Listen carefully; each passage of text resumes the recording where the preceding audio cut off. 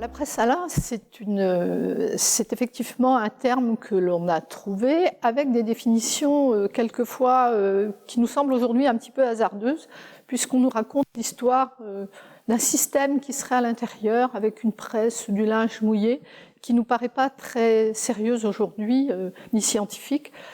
Si on reprend les inventaires après décès du XVIIIe siècle, on trouve dans les inventaires après décès des armoires qui sont appelées armoires à fil. Or, presse peut être traduit par armoire, effectivement.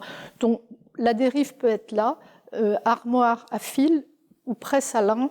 Voilà, peut-être que quelqu'un a été trop vite dans la traduction et a pu la traduire comme ça. Alors, on ne sait pas encore tout de ces armoires, et je pense qu'on a encore à chercher.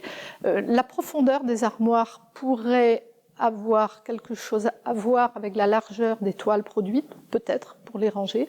En tout cas, cette espèce de grand coffre dans le fond permet effectivement de mettre du fil, de mettre des toiles, de mettre des draps, ce qu'on appelait des linceuls au XVIIIe.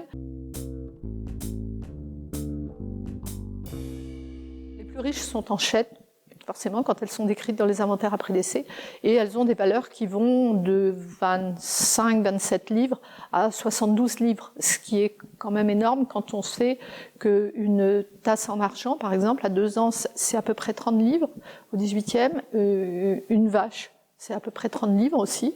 Donc voilà, donc vous voyez que l'armoire est quand même un meuble d'investissement.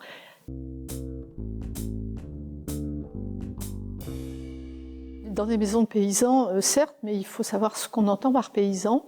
À l'époque de la richesse du lin, entre le XVIe et le XVIIIe siècle, les paysans les plus riches, c'était les paysans marchands, c'était des donneurs d'ordre, rien à voir avec les petits paysans qui faisaient tous les petits métiers relatifs au lin, les métiers de transformation de la tige en fil.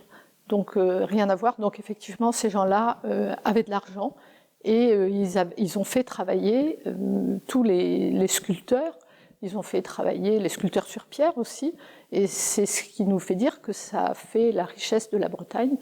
Nous, on a appelé ça l'or bleu, mais voilà, puisque la fleur du lin est bleue, mais ça a vraiment fait la richesse de la Bretagne du XVIe au XVIIIe siècle.